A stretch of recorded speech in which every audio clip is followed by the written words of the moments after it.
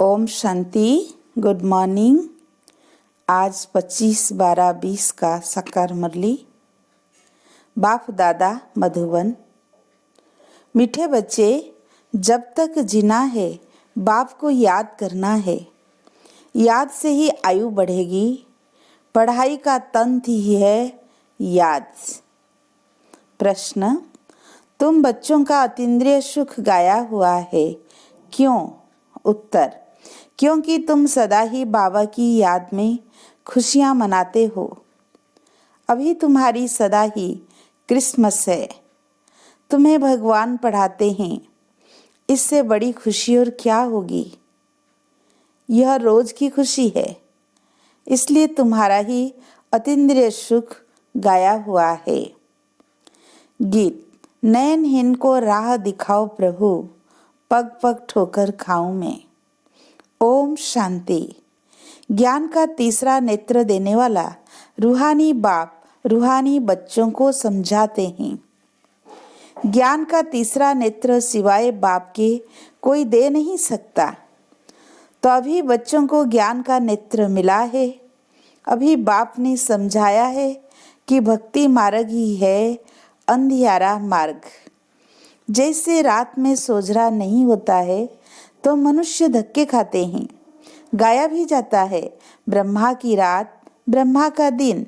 सतयुग में यह नहीं कहेंगे कि हमको यह राह बताओ, क्योंकि अभी तुमको राह मिल रही है। बाप आकर के मुक्ति धाम और जीवन मुक्ति धाम की राह बता रहे हैं। अभी तुम पुरुषार्थ कर रहे हो। अभी जानते हो कि बाकी थोड़ा समय है। दुनिया तो बदलने वाली है। यह तो गीत भी बने हुए हैं, दुनिया बदलने वाली है। परंतु मनुष्य बेचारे जानते नहीं है कि दुनिया कब बदलनी है, कैसे बदलनी है, कौन बदलाते हैं, क्योंकि तीसरा नेत्र तो ज्ञान का है नहीं। अभी तुम बच्चों को यह तीसरा नेत्र मिला है, जिससे तुम इस सृष्टि चक्र के आदि मध्य अंत को जान गए हो। और यही तुम्हारी बुद्धि में ज्ञान की स्क्रीन है। जैसे थोड़ी सी स्क्रीन बहुत मीठी होती है, वैसे यह ज्ञान के 2 अक्षर मन मना भव, यही सबसे मीठी चीज है। बस बाप को याद करो। बाप आते हैं और आ करके रास्ता बताते हैं। कहाँ का रास्ता बताते हैं? शांति धाम और सुख धाम का। तो बच्चों को खुशी होती है। दुनिया नहीं जानती है कि खुशियाँ कब मनाई जाती है। खुशियाँ तो नई दुनिया में मनाई जाएगी ना। यह तो बिल्कुल कॉमन बात है कि पुरानी दुनिया में खुशियाँ कहाँ से आई। सतयुग का ज्ञान तो कोई में भी नहीं है, इसलिए बेचारे यहाँ खुशियाँ मनाते रहते हैं। देखो, क्रिसमस की खुशियाँ भी कितनी मनाते हैं। बाबा तो कहते हैं, अगर खुशियों की बात पूछनी हो तो गोप गोपियों से पूछो, क्योंकि बाप बहुत सहज रास्ता बता रहे हैं। गृहस्थ व्यवहार में रहते हुए, अपने धंधे धोरी का कर्तव्य करते हुए कमल फूल के समान रहो और मुझे याद करो। जैसे आशिक मासूक होते हैं ना, वो भी धंधे धोरी करते 1-2 को याद करते रहते हैं। उनको साक्षात्कार भी होते हैं। जैसे लैला मजनू, हीरा रांझा, वो विकार के लिए 1-2 के आशिक नहीं होते हैं। उनका प्यार तो गाया हुआ है, उसमें 1-2 के आशिक होते हैं। लेकिन यहाँ वह बात नहीं है। यहाँ तो तुम जन्म जन्मांतर उस मासूक के आशिक ही रहे हो। वह मासूक तुम्हारा आशिक नहीं है। तुम उनको बुलाते हो यहाँ आने के लिए। हे भगवान, नयनहीन को आकर के राह बताओ। तुमने आधा कल्प बुलाया है। जब दुख ज्यादा होता है तो जास्ती बुलाते हैं। जास्ती दुख में जास्ती सिमरन करने वाले भी होते हैं। देखो, अभी कितने याद करने वाले ढेर के ढेर हैं। गाया हुआ है ना, दुख में सिमरन सब करे, सुख में करे न कोई। जितना देरी होती जाती है उतना तमो प्रधान ज्यादा होते जाते हैं। तो तुम चढ़ रहे हो, वह और ही उतर रहे हैं, क्योंकि जब तक विनाश हो तब तक तमो प्रधानता वृद्धि को पाती रहती है। दिन प्रतिदिन माया भी तमो प्रधान वृद्धि को पाती जाती है। इस समय बाप भी सर्वशक्तिमान है तो माया भी फिर सर्वशक्तिवान इस समय में है, वो भी जबरदस्त है। तुम बच्चे इस समय ब्रह्मा मुख वंशावली ब्राह्मण कुलभूषण हो, तुम्हारा है सर्वोत्तम कुल। इसको कहा जाता है ऊंचे ते ऊंच कुल। इस समय तुम्हारा यह जीवन अमूल्य है, इसलिए इस जीवन की संभाल भी करनी चाहिए, क्योंकि 5 विकारों के कारण शरीर की भी आयु तो कमती होती जाती है ना। तो बाबा कहते हैं इस समय 5 विकारों को छोड़कर योग में रहो तो आयु बढ़ती रहेगी। आयु बढ़ते बढ़ते भविष्य में तुम्हारी आयु 150 वर्ष की हो जाएगी, अभी नहीं। इसीलिए बाप कहते हैं कि इस शरीर की भी बहुत संभाल रखनी चाहिए, नहीं तो कहते हैं ये शरीर काम का नहीं है, मिट्टी का पुतला है। अभी तुम बच्चों को समझ मिलती है कि जब तक जीना है बाबा को याद करना है। आत्मा बाबा को याद करती है, क्यों? वर्षे के लिए।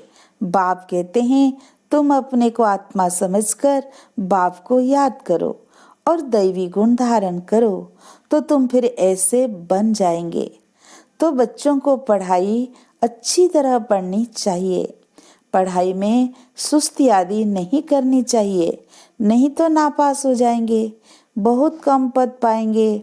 पढ़ाई में भी मुख्य बात यह है, जिसको तंत्र कहा जाता है, कि एक बाप को याद करो।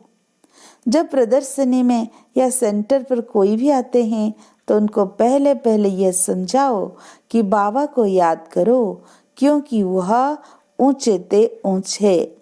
तो ऊंचे ते ऊंच को ही याद करना चाहिए, उनसे कम को थोड़ी याद करना चाहिए। कहते हैं ऊंचे से ऊंचा भगवान, भगवान ही तो नई दुनिया की स्थापना करने वाले हैं। देखो बाप भी कहते हैं नई दुनिया की स्थापना मैं करता हूँ, इसलिए तुम मुझे याद करो तो तुम्हारे पाप कट जाए। तो यह पक्का याद कर लो, क्योंकि बाप पतित पावन है ना। वह यही कहते हैं कि जब तुम मुझे पतित पावन कहते हो तो तुम तमो प्रधान हो, बहुत पतित हो, अभी तुम पावन बनो।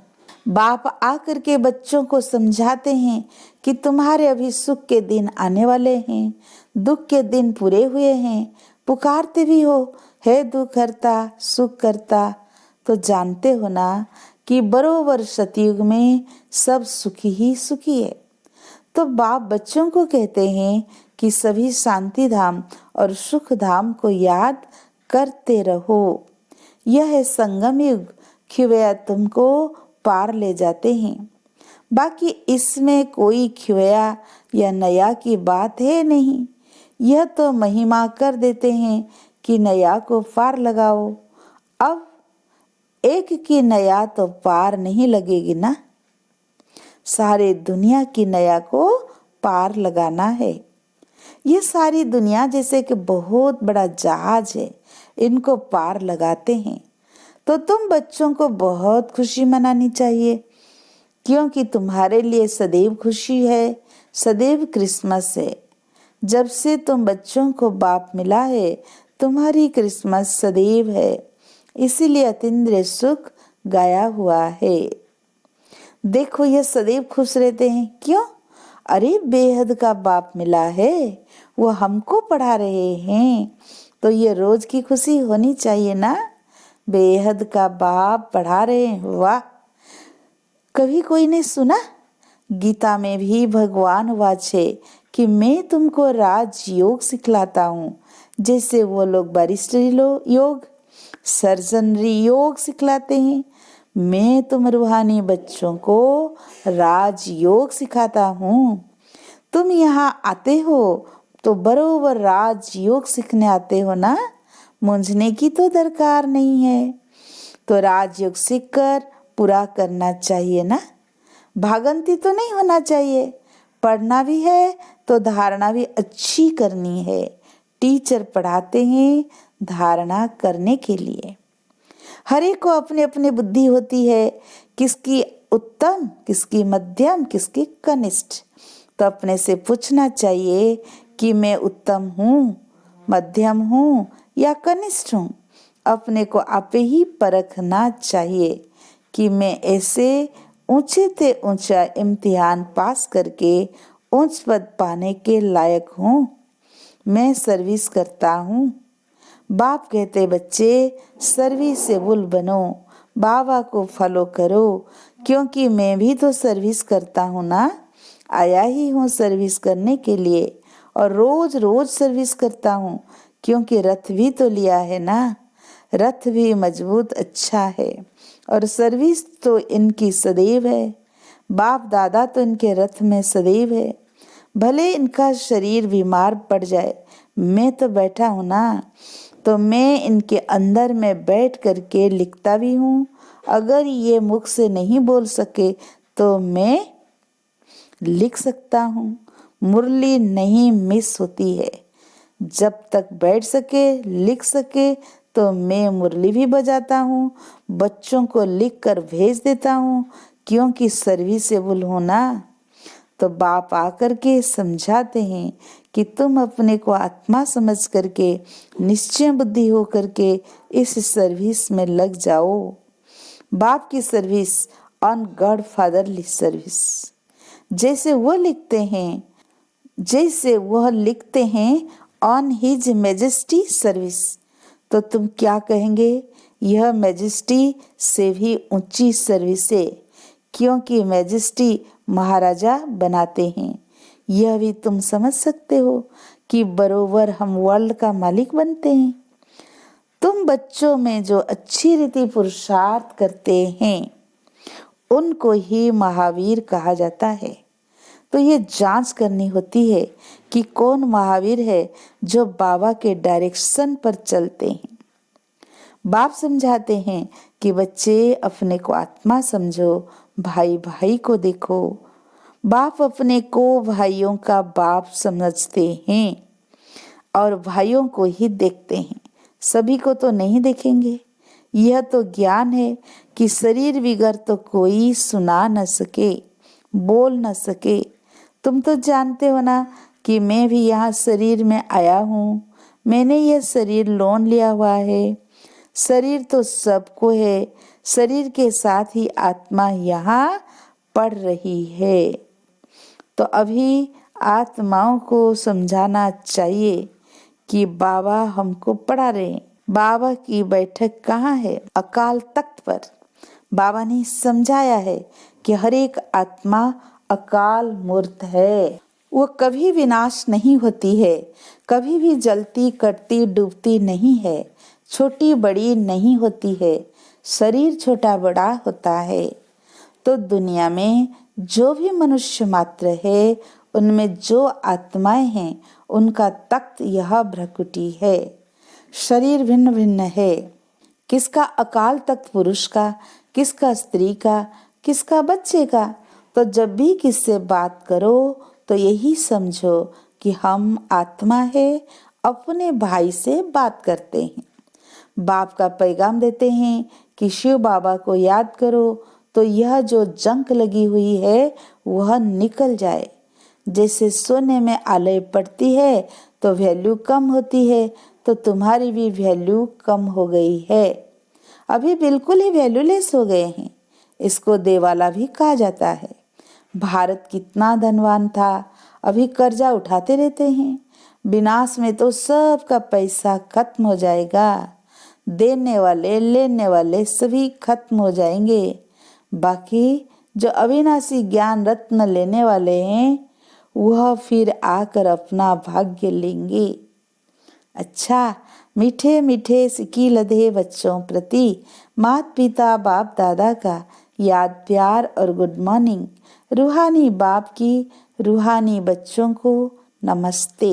हम रूहानी बच्चों की रूहानी बाप दादा को याद प्यार गुड मॉर्निंग, नमस्ते नमस्ते नमस्ते।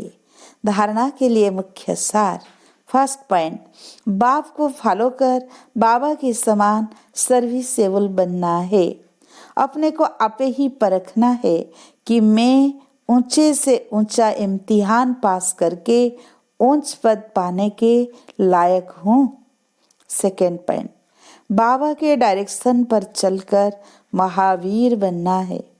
जैसे बाबा आत्माओं को देखते हैं, आत्माओं को पढ़ाते हैं, ऐसे आत्मा भाई भाई को देखकर बात करनी है। आज का वरदान, तन की तंदुरुस्ती, मन की खुशी और धन की समृद्धि द्वारा श्रेष्ठ भाग्यवान भाव। संगम युग पर सदा सो में स्थित रहने से तन का कर्म भोग छुरी से कांटा हो जाता है। तन का रोग योग में परिवर्तन कर देते हो, इसलिए सदा स्वस्थ हो। मनमना भव होने के कारण खुशियों की खान से सदा संपन्न हो, इसीलिए मन की खुशी भी प्राप्त है और ज्ञान धन सब धन से श्रेष्ठ है। ज्ञान धन वालों की प्रकृति स्वतः दासी बन जाती है और सर्व संबंध भी एक के साथ है। संपर्क भी होली हंसों से है, इसलिए श्रेष्ठ भाग्यवान का वरदान स्वतः प्राप्त है। स्लोगन, याद और सेवा दोनों का बैलेंस ही डबल लक है। अच्छा, ओम शांति। सभी भाई बहनों को आज क्रिसमस डे के मुबारक हो, मुबारक हो, मुबारक हो। बधाई हो, बधाई हो, बधाई हो। सदा खुश रहना है। खुशी की सहनाइयाँ निरंतर अनहद अपने अंदर बजता रहे। मेरा बाबा, मीठा बाबा, प्यारा बाबा, खुशी में सदा मन नाचता रहे। ओम शांति।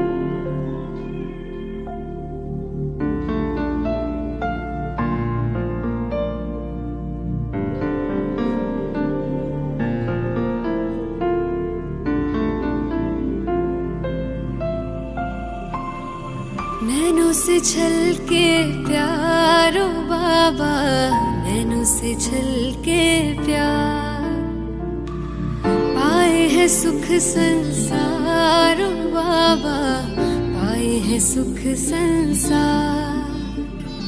निर्मल निर्मल किरणें आती, भाल पे है सौभाग्य सजाती, तिलक लगाती सदा विजय का, शक्ति अनोखी है भर जाती। प्यार से रहे निहारो बाबा, प्यार से रहे निहार।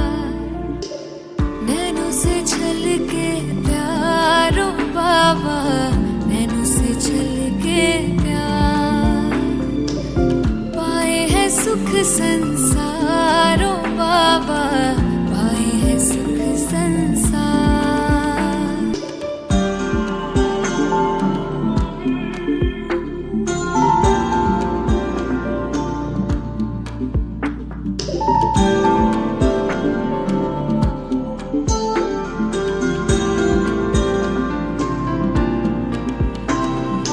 ऐसे पल फिर कब आएंगे, कल्प भर में ना पाएंगे। प्यास बुझा ले युगों युगों की, जन्म सफल हो जाएंगे। कितने किए उपकार ओ बाबा, कितने दिए उपहार। नैनों से छलके प्यारो बाबा, नैनों से छलके प्यार, पाए है सुख संसारो बाबा, पाए है सुख संसार।